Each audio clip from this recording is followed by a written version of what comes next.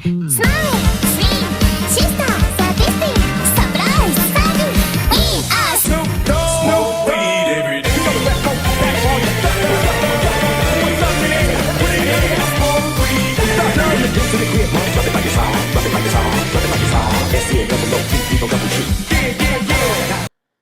Selamat pagi Bapak dan Ibu guru teman-teman. Perkenalkan kami di kelompok 6-9 Kompetens akan menjelaskan tentang blok kami yaitu generasi digital yang cerdas dan beretika. Perkenalkan, nama saya Elizabeth Jessica Pham, absen 10. Nama saya Rani Vanessa Bambang, absen 28. Nama saya Taufir Arif, absen 33. Driving question. Pertanyaan pada hari ini adalah, bagaimana cara kalian menjalin generasi digital yang cerdas dan beretika? Jawaban kami adalah, cara kami menjadi generasi digital cerdas dan beretika adalah menggunakan kesempatan kami untuk menggunakan teknologi dengan tepat, aman, dan bertanggung jawab. Karena sosial media yang kita gunakan bisa berdampak baik dan juga buruk, di mana informasi bisa saja menjadi benar dan hoaks. Sumber kejahatan orang lain terhadap privasi data diri kita dan komunikasi di sosial media yang tidak sepenuhnya baik. Sebagai generasi Z yang berada di dalam zaman teknologi, kita seharusnya menggunakan teknologi untuk sumber pengetahuan, tempat berkarya, dan berkontribusi sebagai masyarakat yang baik. Selain itu, kita juga harus mampu mengatur diri kita dengan gadget agar tidak berlebihan di sosial media dan kekurangan di dunia nyata. Sehingga teknologi menjadi alat bantu kehidupan kita, bukan menguasai kehidupan kita.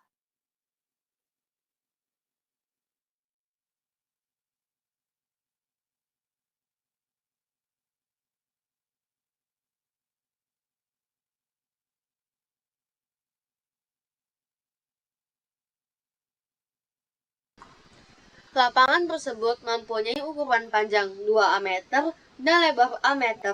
Jika kita tambahkan panjangnya 5 meter dan memperpendek lebarnya sebanyak 3 meter, ditanya A.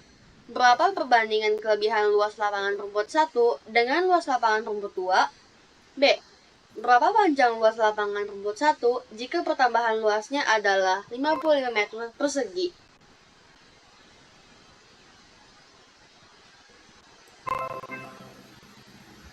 Diketahui, P1 sama dengan 2 meter, lebar 1 A meter, P2 adalah 2A min 5 meter, L2 adalah A min 3 meter. Kita di sini menyimpulkan P sebagai panjang dan L sebagai lebar. Jawab A. Luas 1 menggunakan rumus P dikali L yaitu P1 dikali dengan L1 sama dengan 2A dikali dengan A, yaitu 2A kuadrat meter persegi.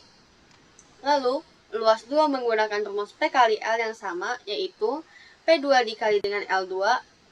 Jika terdapat dua variabel, seperti contoh ini, 2A plus 5, lalu dikalikan dengan A min 3, ditaruhkan tanda kurung, yaitu menjadi 2A kuadrat min 6A plus 5A min 15.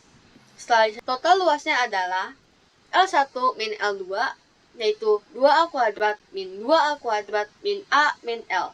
Setelah minnya kita kali masuk, kita dapatkan 2A kuadrat min 2A plus A min 15, karena min jika dikali dengan min yaitu plus. Total luas yang didapatkan adalah A plus 15 meter kuadrat. B. Kita diketahui bahwa total luasnya sama dengan 55.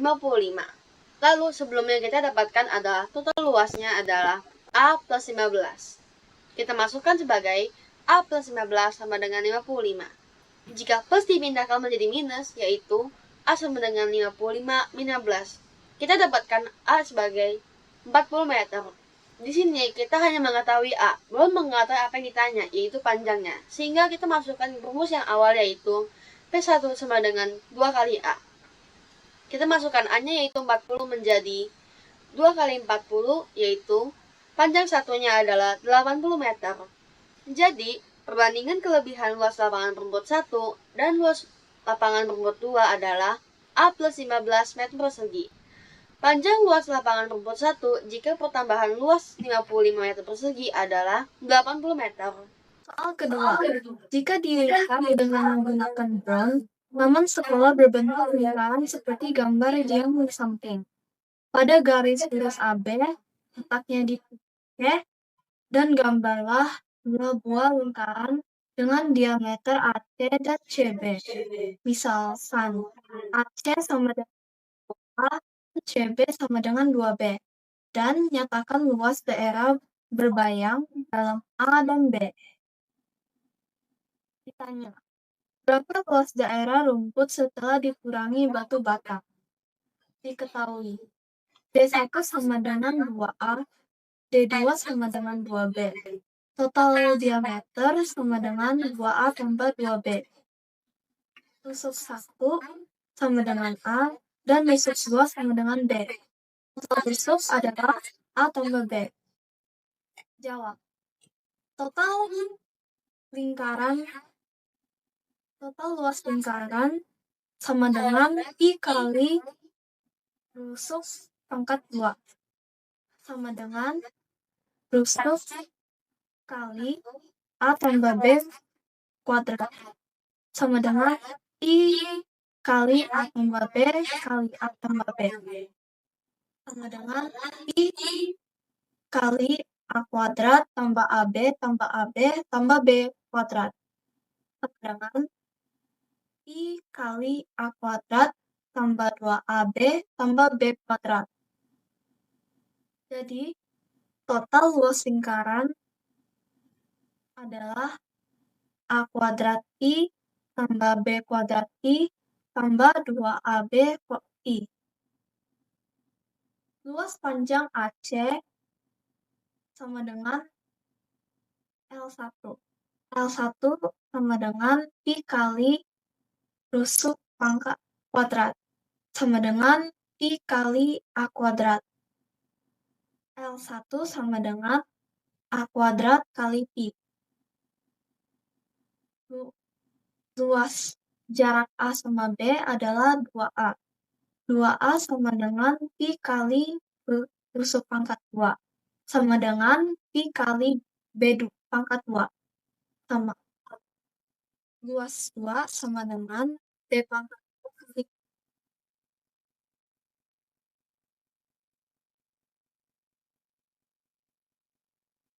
di akhir tingkatan dikurangi jarak luas AC dikurangi luas CB. Luas rumput sama dengan total luas lingkaran kurang L1 kurang L2 sama dengan A kuadrat I tambah B kuadrat I tambah 2AB I kurang A kuadrat I kurang B kuadrat I sama dengan A kuadrat I kurang A kuadrat I tambah B kuadrat I kurang B kuadrat I tambah 2AB I sama dengan 2AB I sama dengan 2AB kali 22/7. Jadi, luas rumput adalah 44/7 AB atau dalam pecahan 6,29 AB. Jadi, luas daerah rumput adalah 44/7 AB atau 6,29 AB.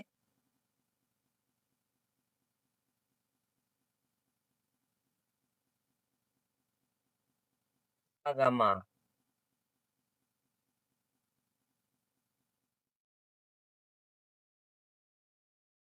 Analisis kutipan teks dari Lukas 19 ayat 1 sampai 10. Dari kutipan teks Injil Lukas 19 bab 1 sampai 10, kata kuncinya ada di ayat 10 yaitu sebab anak manusia datang untuk mencari dan menyelamatkan yang hilang. Penjelasan Injil Lukas 19 ayat 1 sampai 10 adalah Yesus mau mengampuni Zakeus, sang pemungut cukai yang dianggap berdosa oleh orang lain. Namun Yesus mau menerima dan memberikan kesempatan baru untuk Zakeus yang hilang arah. Dengan ini, Injil Lukas 19 ayat 1 sampai 10, Yesus menjunjung tinggi martabat dengan mau mengampuni Zakeus.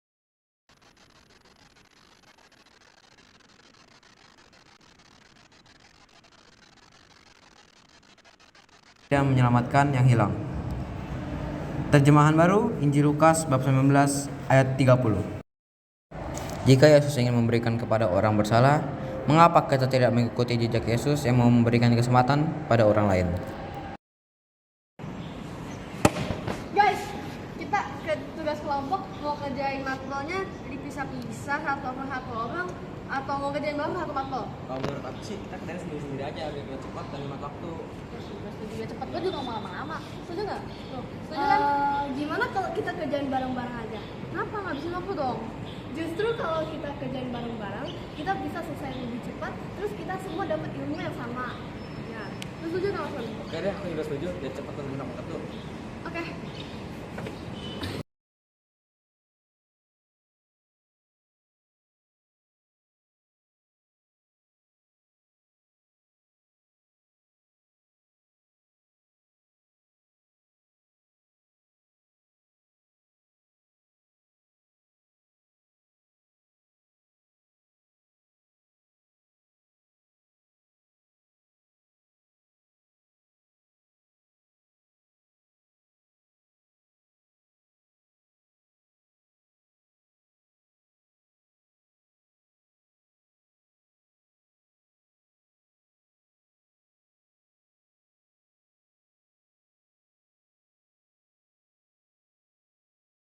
Refleksi.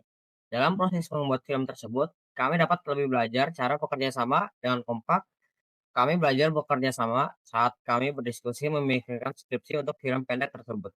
Dan kami belajar kompak dengan latihan-latihan menghafal dan melakukan film.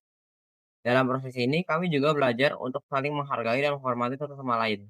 Karena dengan saling menghargai dan menghormati, kami dapat menciptakan lingkungan yang positif, mempererat hubungan, dan meningkatkan efektivitas kerjasama kami, sehingga tugas-tugas kelompok lebih cepat selesainya.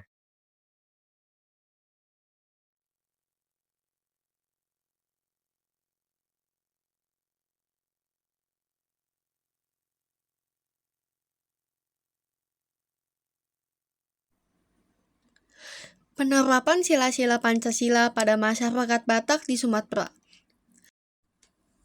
Masyarakat Batak di Sumatera memiliki keragaman yang sangat indah seperti tarian khas, upacara adat, musik tradisional, serta bahasa dan seni kerajinan yang beragam.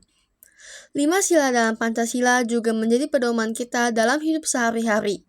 Masyarakat Batak di Sumatera, penerapan sila-sila bisa menyatu dengan adat tersebut. Namun, dalam kehidupan saat ini, masyarakat Batak di Sumatera memiliki tantangan dalam kehidupan saat ini, seperti bagaimana cara masyarakat Batak di Sumatera menghayati Pancasila dan menerapkan sila-sila Pancasila. Dalam artikel ini, kebudayaan orang Batak di Sumatera dengan segala keragamannya memiliki kaitan erat dengan nilai-nilai Pancasila.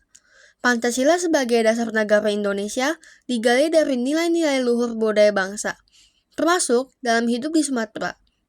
Berbagai kehidupan lokal dan tradisi di Sumatera mencerminkan pengalaman nilai-nilai Pancasila dalam kehidupan sehari-hari.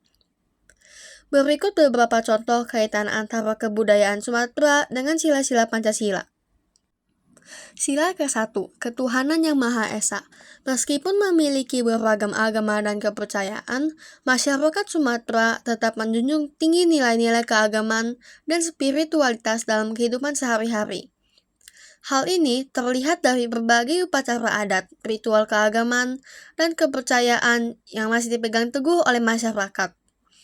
Salah satunya adalah tradisi Mangupa. Mangupa merupakan tradisi Batak yang berupa doa dan nasihat. Seringkali diiringi pemberian upah-upah, semacam bubuk atau ramuan, yang bertujuan untuk memohon berkat, perlindungan, dan keberuntungan dari Tuhan Yang Maha Esa.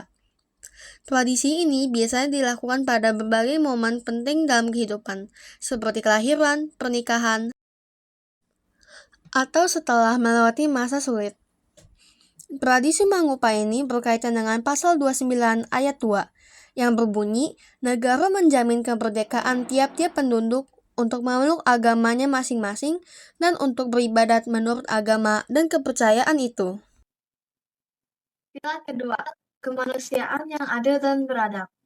Budaya Sumatera sangat junjung tinggi nilai-nilai kemanusiaan seperti gotong royong, saling membantu, dan menghormati orang lain dengan tradisi Manggulosi. Tradisi Manggulosi, pemberian ulos, adalah upacara adat Batak yang melibatkan pemberian kain ulos dari seseorang yang dituakan, biasanya orang tua, kepada yang lebih muda, anak-anak, atau kerabat, sebagai simbol kasih sayang, doa restu, dan pelindungan. Ulos bukan sekedar kain, tetapi juga mengandung nilai-nilai budaya dan makna spiritual yang mendalam dalam kehidupan masyarakat Batak. Ulos adalah kain tenun khas Batak yang memiliki berbagai motif dan makna yang berbeda-beda, seperti simbol kehidupan, ikatan kasih sayang, atau harapan akan rezeki. Manggulosi mempunyai berbagai makna seperti kasih sayang dan restu, perlindungan, penghormatan, dan penanda status sosial. Tradisi Manggulosi ini bisa dikaitkan dengan Pasal 27 Ayat 2 Undang-Undang Dasar 1000 yang mengatakan bahwa tiap-tiap warga negara berhak atas pekerjaan dan penghidupan yang layak bagi kemanusiaan. Sila ketiga, Persatuan Indonesia. Dalam kehidupan masyarakat Batak, itu mempunyai tradisi musik yang kental dan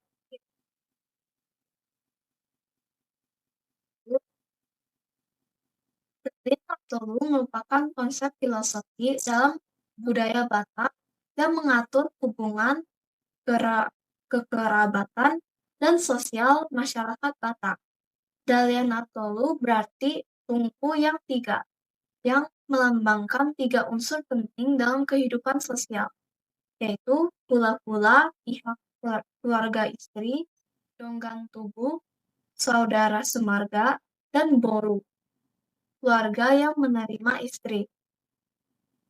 Sistem ini didasarkan Dalianatolu menekankan pentingnya persatuan, kesatuan, saling menghormati, menghargai tanpa memandang perbedaan agama, ras, dan golongan, serta menjaga hubungan yang baik antar anggota masyarakat. Konsep filosofis ini berkaitan dengan Pasal 1 Ayat 1 Undang-Undang Dasar 1945 yang menyatakan bahwa negara Indonesia ialah negara kesatuan yang berbentuk republik. Sila keempat. Dalam masyarakat Batak, untuk menyelesaikan masalah, menjaga keharmonisan, dan melestarikan nilai-nilai budaya mereka. Masyarakat Batak menggunakan tradisi Horja-Bius. Tradisi Horja-Bius adalah sebuah upacara adat Batak Toba yang dilakukan untuk menyelesaikan masalah bersama melalui musyawarah, dan juga sebagai sarana untuk menjaga hubungan baik antar masyarakat. Alam dan leluhur Horja adalah bentuk kerjasama antar kampung atau marga yang bertujuan untuk mengurus hal-hal duniawi, dan Bius adalah sebuah persekutuan atau perkumpulan beberapa desa atau kampung yang dipimpin oleh seorang raja. Bius Horja Bius juga mencerminkan nilai-nilai kebersamaan, keseimbangan, dan persatuan antara manusia dan alam dan roh leluhur. Tradisi ini menjadi sarana untuk menyelesaikan masalah melalui musyawarah dan menjaga kelestarian nilai-nilai budaya Batak Toba. Konsep filosofis ini berkaitan dengan Pasal 28E Ayat 3 yang berbunyi setiap orang berhak atas kebebasan berserikat, berkumpul, dan mengeluarkan pendapat. Sila kelima, keadilan sosial bagi seluruh rakyat Indonesia. Budaya orang Batak di Sumatera juga mengajarkan nilai-nilai keadilan sosial seperti gotong royong, saling membantu, dan kepedulian terhadap sesama. Contohnya seperti runggu atau musyawarah keluarga adalah kegiatan berkumpul dan berdiskusi dalam lingkungan keluarga untuk mencapai kesepakatan bersama mengenai berbagai hal, baik itu masalah, rencana, atau keputusan penting. Runggu sering digunakan dalam pengambilan keputusan terkait kepentingan bersama seperti pembagian sumber daya alam, pembangunan infrastruktur desa, atau penyelesaian sengketa. Melalui Runggu, masyarakat dapat bersama-sama mencari solusi atas permasalahan yang dihadapi yang pada akhirnya dapat berkontribusi pada peningkatan kesejahteraan bersama. Tradisi Runggu, musyawarah keluarga biasanya dikaitkan dengan pasal 28A Undang-Undang 1145, menyatakan setiap orang berhak untuk hidup serta berhak mempertahankan hidup dan kehidupannya. Artinya, setiap individu memiliki hak dasar untuk hidup dan menjaga kelangsungan hidupnya.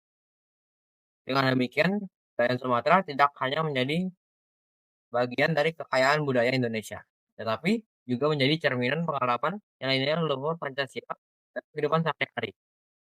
Masyarakat Sumatera sudah menerapkan sila-sila Pancasila dengan tradisi-tradisinya, seperti tradisi Runggu, Orjabius, Dalihan Notaliu, Natolu, Mangulosi, dan Mangupa. Dengan demikian, kebudayaan Sumatera tidak hanya bagian dari kekayaan budaya Indonesia, tetapi juga cerminan pengalaman nilai-nilai leluhur Pancasila dalam kehidupan sehari-hari. Masyarakat Sumatera sudah menerapkan sila-sila Pancasila dengan tradisi-tradisi seperti tradisi Runggu, Orjabius, Dalihan Natolu, Mangulusi, dan Mangupa. Dengan menerapkan sila-sila Pancasila, mereka dapat menjadi dasar yang kuat untuk membangun negara yang harmonis, adil, dan sejahtera. Selain itu, mereka juga dapat memperkuat identitas nasional, menjaga keutuhan bangsa, serta menjadi pedoman dalam menghadapi berbagai tantangan zaman.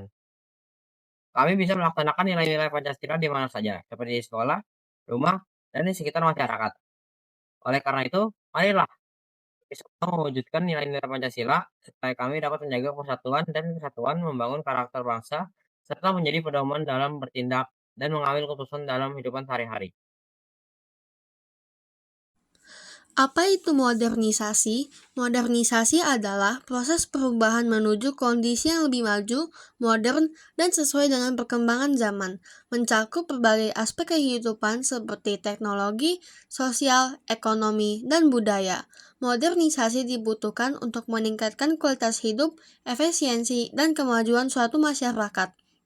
Proses ini melibatkan transformasi dari tradisi ke arah yang lebih maju, dengan memanfaatkan ilmu pengetahuan dan teknologi modern. Modernisasi juga berperan dalam menciptakan sistem yang lebih efisien, nilai-nilai yang lebih adaptif, dan masyarakat yang lebih terbuka. Dampak positif modernisasi dalam sila 1. Tradisi Mangupa adalah upacara adat Batak, khususnya Mandailing dan Angkola, yang merupakan ungkapan syukur dan doa atas berbagai peristiwa dalam penting kehidupan, seperti kelahiran, pernikahan, atau keberhasilan dalam pekerjaan. Modernisasi membawa dampak terhadap tradisi Mangupa, terutama dalam hal pelaksanaan dan makna yang terkandung di dalamnya. Perubahan ini terlihat dari pergeseran cara pelaksanaan serta pengaruh teknologi.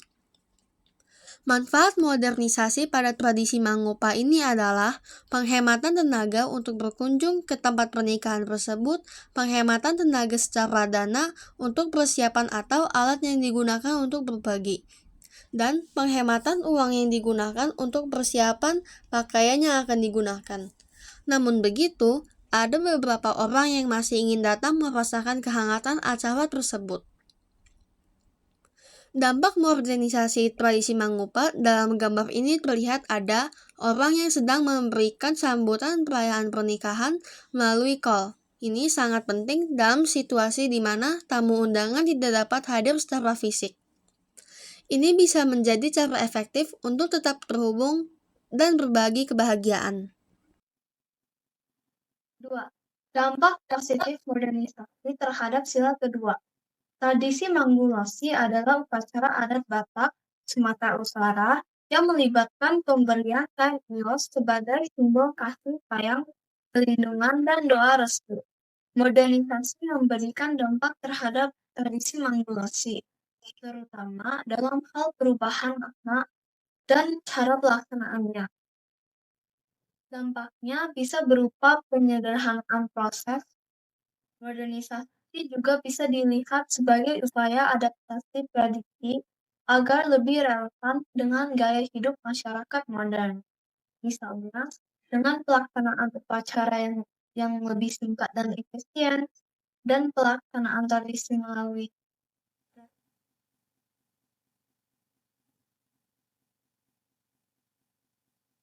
adat dan keluarga terus berupaya dengan cara membimbing generasi dan mengulas atau memasukkan pendidikan adat dalam kegiatan sosial. Ini menjadi pakaian lebih mudah agar lebih hemat waktu penggunaan undangan pernikahan setiap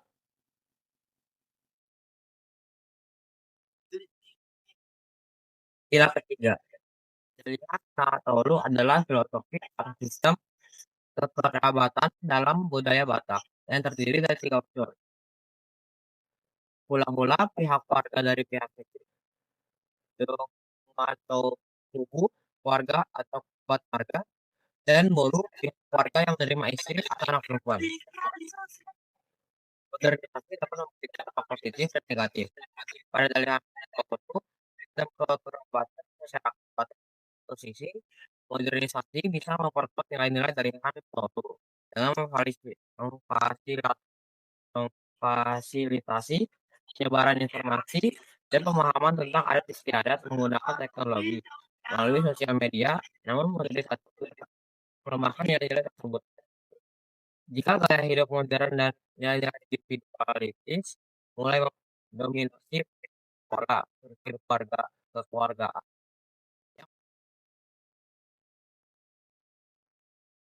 tradisi tadi itu hubungan keluarga atau kerabat dengan tingkat yang berbeda agar lebih dihargai, jadi hubungan menghargai antara pendapat dan angkang. Dalam masa Batak, khususnya Batak Toba, adalah sebutan untuk kakak laki-laki atau perempuan, baik itu kakak kandung maupun kakak sepupu. Lai, dalam bahasa Batak memiliki beberapa arti, tetapi yang paling umum adalah panggilan akrab laki-laki kepada laki-laki lainnya, terutama dalam konteks kekerabatan atau persahabatan. Sila keempat, kerja bius adalah upacara adat tradisional yang dilakukan oleh masyarakat Batak Toba, khususnya di daerah Samosir, Sumatera Utara. Dampak modernisasi tradisi kerja bius membawa banyak perubahan dalam kehidupan masyarakat, termasuk dalam pelestarian tradisi budaya seperti kerja bius, sebuah upacara adat penting dalam budaya Batak Toba. Kerja bius dulunya merupakan bentuk musyawarah besar masyarakat adat untuk menentukan keputusan bersama serta menjadi ajang ritual. Budaya solidaritas, dokumentasi dan pelestarian lewat media digital. Dengan adanya tradisi Hortedius ini dapat didokumentasikan dan dipromosikan melalui video, media sosial atau website, sehingga lebih dikenal luas revitalisasi budaya oleh pemerintah dan komunitas. Modern komunitas wanita daerah itu kembali menghidupkan sebagai bagian dari identitas budaya lokal, peningkatan ekonomi, wisata budaya. Tradisi ini dapat menarik wisatawan, membuka peluang ekonomi bagi masyarakat melalui kerajinan, kuliner, dan jasa lokal. Modernisasi memang membawa tantangan bagi kelestarian tradisi Hortedius, namun juga membuka peluang untuk menyelesaikan dan memperkenalkan kembali dalam konteks baru. Kelestarian harus melibatkan generasi muda, komunitas adat, dan dukungan kebijakan agar makna tradisi ini tidak hilang. Dampak modernisasi tradisi Hortedius dalam gambar tersebut terlihat mereka sedang melakukan pemilihan RW secara online dapat meningkatkan partisipasi memilih, memudahkan proses pemilihan, meningkatkan efisiensi dan efektivitas, serta meningkatkan transparansi dan akuntabilitas.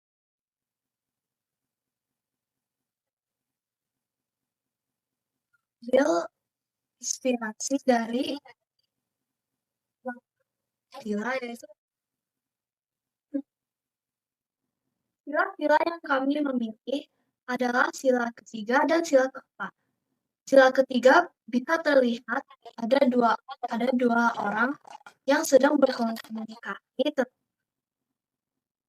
laptop dan HP. Untuk sila keempat, terlihat ada sekumpulan orang yang sedang bermusyawarah tentang sebuah hal menggunakan laptop, iPad, sama handphone.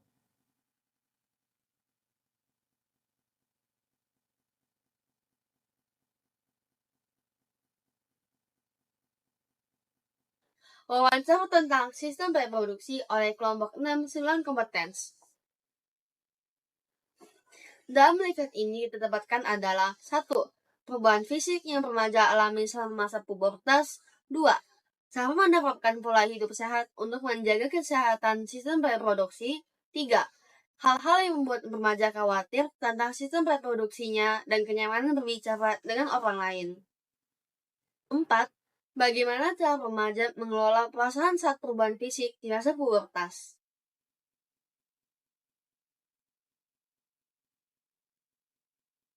Perubahan sosial yang dirasakan setelah memasuki masa pubertas, terutama dalam hubungan dengan teman kerabat. 1. Perubahan sikap dan kebiasaan bersama teman.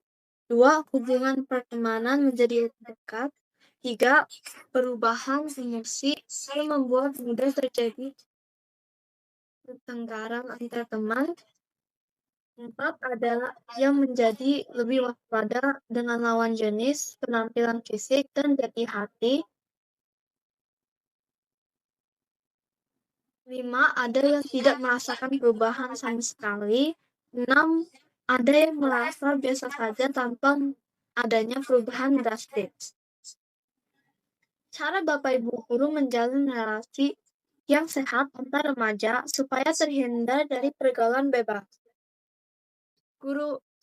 Guru menjadi contoh yang baik. 2. Guru memiliki hidup yang sehat dan baik. 3. Guru bersikap sepantasnya dengan standar hidup yang normal. 4. Guru mau membuka diri untuk menasehati murid dan sebaliknya.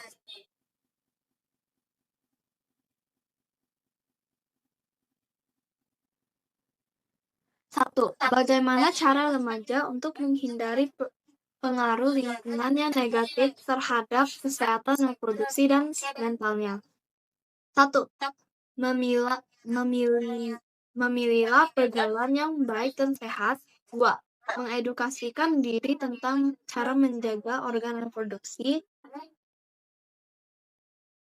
3. Melakukan aktivitas positif dengan cara mengikuti kegiatan olahraga untuk menjaga mental.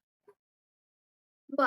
Bagaimana kebiasaan baik yang remaja pertahankan untuk mendukung kesehatan fisik, mental, dan sosialnya? A. 1. Olahraga secara rutin. 2. Makan makanan yang bergizi. 3. Mengistirahatkan diri dengan cukup. 4. Mandi secara teratur. Mental. Melakukan journaling, membaca buku, mendengarkan lagu, dan berbicara dengan teman dan orang tua. C. Sosial. Mau berinteraksi dengan orang lain, bergabung dengan suatu komunitas, mengikuti aktivitas sosial di masyarakat, dan menjaga sikap positif antar orang lain.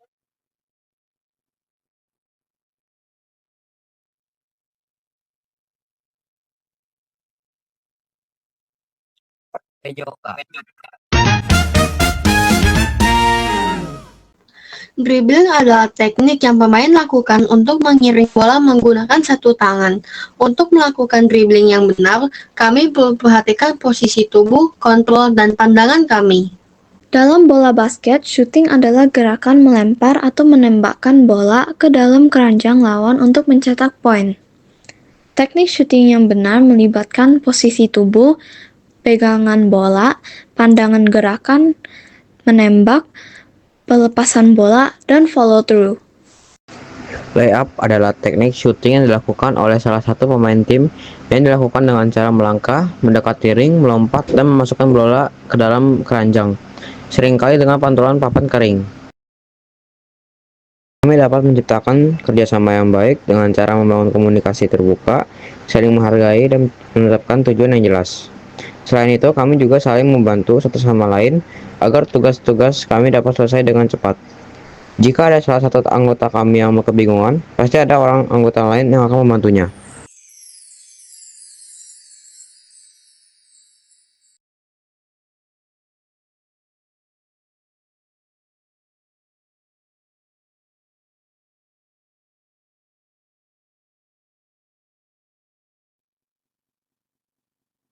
Satu, tentukan produk makanan yang kamu pilih di pelajaran bahasa Inggris. Produk makanan yang kami pilih adalah bakso terhad pedas. 2. Tuliskan tujuan kamu melakukan percobaan menghitung kalori makanan ini. Kami melakukan percobaan ini untuk mengetahui kebutuhan kalori harian kami. Kebutuhan kalori harian untuk menjaga kesehatan dan berat badan ideal atau BBI. Setiap orang mempunyai kebutuhan kalori harian yang berbeda tergantung dengan usia, tinggi badan, berat badan, dan aktivitas olahraga kami. Kami harus memenuhi kebutuhan kalori harian kami agar organ kami berfungsi dengan baik, mencegah penyakit, menjaga berat badan ideal, dan mendukung aktivitas fisik kami. 3. Alat dan bahan yang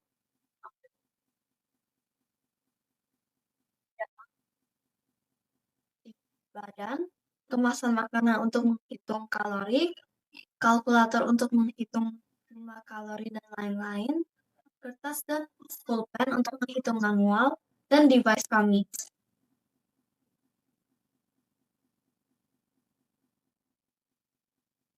4.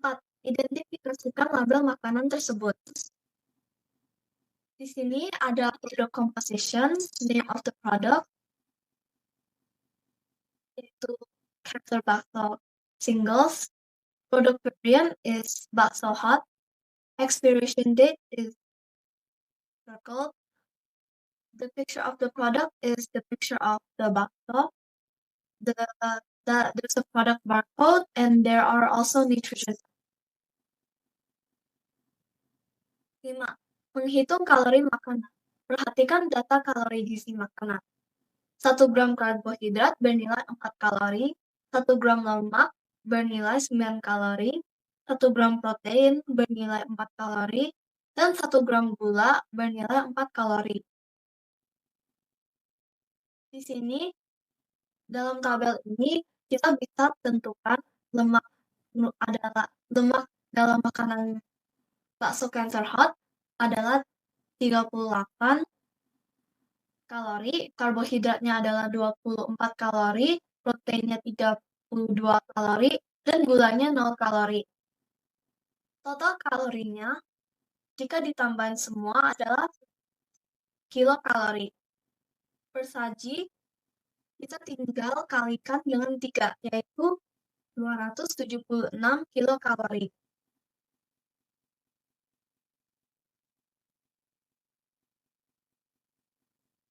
Berat badan ideal setiap anggota kelompok. Lengkapi tabel berikut sertakan dengan langkah pengejaan dan penghitungan. Tentukan dulu tinggi badan dalam sentimeter. Dalam tabel ini terlihat Elizabeth mempunyai tinggi badan 154 cm, Nicole mempunyai tinggi badan 146 cm, dan Austin mempunyai tinggi badan 164 cm. Tentukan BBI dengan menggunakan rumus BBI sama dengan tinggi badan kurang 100 kurang 10% kali tinggi badan kurang 100. Di sini terlihat BBI Elizabeth adalah 48,6 kg, BBI Nicole adalah 44,4 kg, dan BBI Austin adalah 5,6 kg.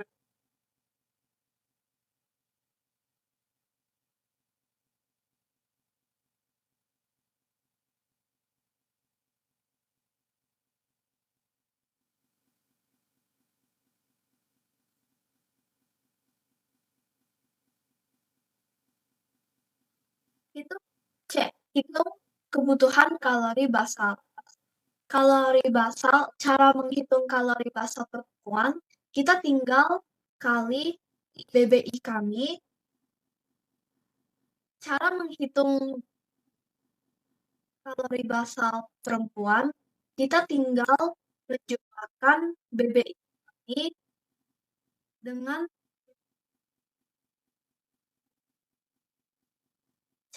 C. Hitung kebutuhan kalori basal. Untuk menghitung kalori basal perempuan, kita perlu kalikan 25 kilokalori dengan BBI kami. Untuk mencari kebutuhan kalori basal laki-laki, kita perlu kalikan 30 kilokalori.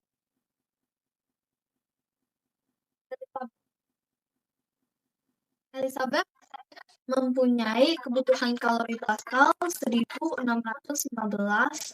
Nicole mempunyai kebutuhan kalori basal 1035. Dan Austin mempunyai kebutuhan kalori basal 1728.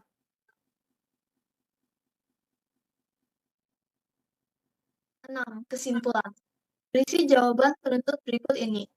Apakah produk makanan yang dipilih kelompok merupakan makanan sehat untuk dikonsumsi? Berikan alasannya. Dan apakah kalori dalam makanan dipilih kelompok sesuai dengan kebutuhan kalori setiap anggota kelompok? Jelaskan disertai bukti. Produk makanan yang kamu pilih yaitu bakso Panther Hot merupakan makanan yang sehat untuk dikonsumsi karena mengandung protein yang lebih banyak dibandingkan karbohidrat. Dan makanan tersebut tidak mengandung gula. Tetapi, walaupun makanan itu sehat, kami tidak boleh hanya makan bakso Panther Hot untuk memenuhi kebutuhan kalori kami. Bakso Panther Hot hanya memiliki 276 kalori per saji, sedangkan dalam sehari kami membutuhkan kebutuhan kalori yang melebihi 1000 kilokalori.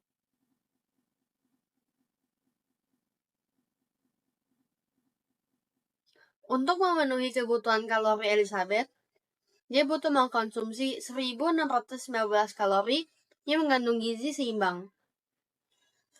Elizabeth dapat mengkonsumsi oatmeal, roti avocado, dan 1 butir telur rebus yaitu 443 kalori. Untuk sarapan, nasi merah, bakso Panther Hot, sup sayur, dan buah jeruk yaitu 509 kalori. Untuk makan siang adalah nasi, ayam panggang, sayuran hijau tumis, dan segelas susu rendah lemak yaitu 663 kalori. Untuk makan malam, total kalori yang Elizabeth konsumsi adalah 1615 kalori. Berarti dia sesuai dengan kebutuhan kalorinya. Untuk memenuhi kebutuhan kalori Nicole, dia perlu mengonsumsi 1035 kilokalori yang mengandung gizi yang seimbang. Nicole dapat mengonsumsi 2 butir telur rebus, pisang, dan roti gandum, yaitu 313 kilokalori untuk sarapan, tumis sayur, ayam panggang, dan nasi, yaitu 400 kilokalori untuk makan siang, bakso Panther Hot, dada ayam panggang, dan sayur hijau tumis yang totalnya 322 kilokalori untuk makan malam. Total kalori yang dikonsumsi adalah 1035 kilokalori, persis sama kalori harian yang dibutuhkannya. Untuk memenuhi kebutuhan kalori Austin, dia butuh mengkonsumsi 1328 kalori yang mengandung gizi yang seimbang. Austin dapat mengkonsumsi nasi merah, tumis sayuran, 2 butir telur rebus, dan bakso Panther Hot senilai 426 kalori. Untuk sarapan nasi putih, tahun, dan tempe, tumis buncis, dan pisang senilai 505 kalori. Untuk makan siang, dan nasi merah, ayam panggang tanpa kulit, sayuran wortel, brokoli dan buncis, alpukat, dan ubi rebus senilai 797 kalori. Untuk makan malamnya, total kalori yang Austin konsumsi adalah 1728 kalori. Persis sama kalori harian yang dibutuhkan untuk melakukan aktivitas sehari-hari.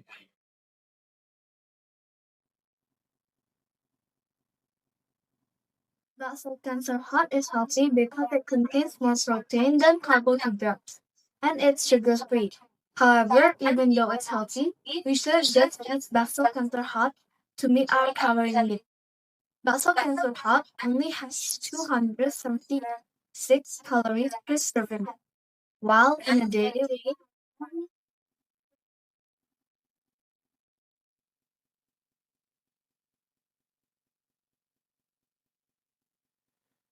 To meet Elizabeth's calorie needs, she needs to consume 1,615 calories. Containing balanced nutrition, Elizabeth can consume oatmeal, avocado bread, and one oat egg. And that is 443 calories for breakfast. For breakfast, Elizabeth can eat brown rice, hot cancer meatballs, vegetable soups, and orange fruit, which is 509 calories for lunch.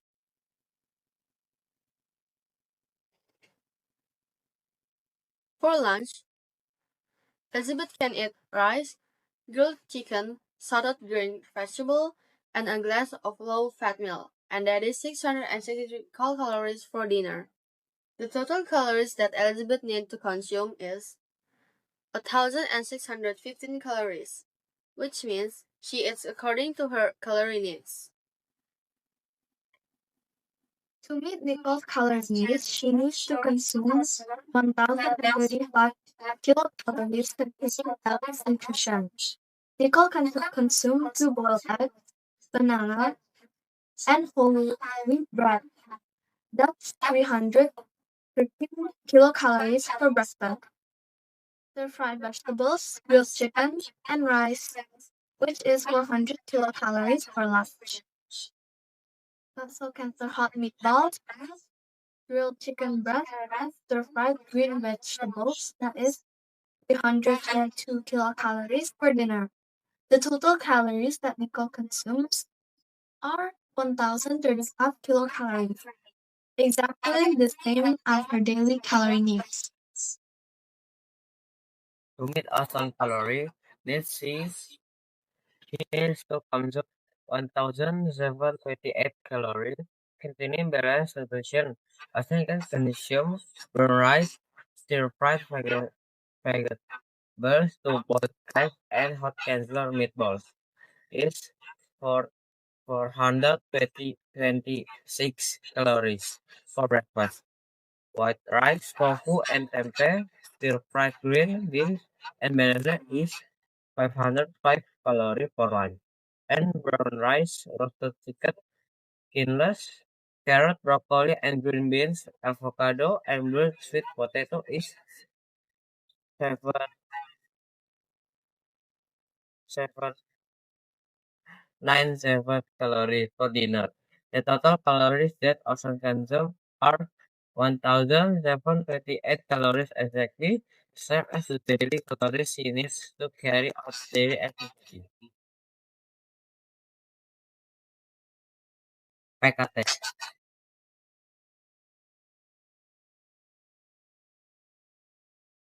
Uraikan dua nilai yang paling dominan dari pendidikan karakter para kandidat di 15 yang kalian temukan dalam mengerjakan proyek 1. Jelaskan. Jawabannya adalah nilai sisi 15 yang kami temukan di proyek pertama adalah community dan conviction. Kami memiliki community dan conviction karena tanpa kerjasama yang baik, kami tidak akan bisa menyelesaikan proyek 1 ini. Community itu adalah community. Dan kami juga memiliki daya juang dan ketangguhan dalam menghadapi tantangan dalam proyek 1. Kami memiliki banyak tantangan, tapi kami selalu bekerja sama dan pantang menyerah untuk mendapatkan hasil yang baik dan memuaskan. Itu adalah kesimpulannya adalah untuk menjadi generasi digital yang cerdas dan diperlukan kemampuan menggunakan teknologi yang kritis dan bertanggung jawab. Generasi digital harus mampu menyaring informasi yang didapat dari internet, tidak mudah percaya hoax, serta menghargai privasi dan data pribadi. Etika digital juga penting, seperti bersikap sopan saat berkomunikasi di dunia maya, tidak menyebarkan berita hoax dan kebencian secara online, serta menghormati hak cipta dan karya orang lain. Pengalaman kami saat mengerjakan proyek 1 menjadi bukti nyata mengapa nilai-nilai tersebut dalam proyek tersebut.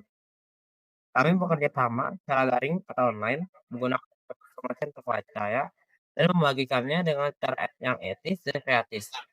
Kami juga belajar pentingnya menjaga komunikasi yang baik di platform digital dan menghargai pendapat orang lain. Dan membiasakan dari diri berpikir kritis, bersikap positif, memenuhi norma-norma digital. Kita bisa menjadi pengguna teknologi yang bisa dipakai cerdas, secara intelektual, tetapi juga bijak secara moral.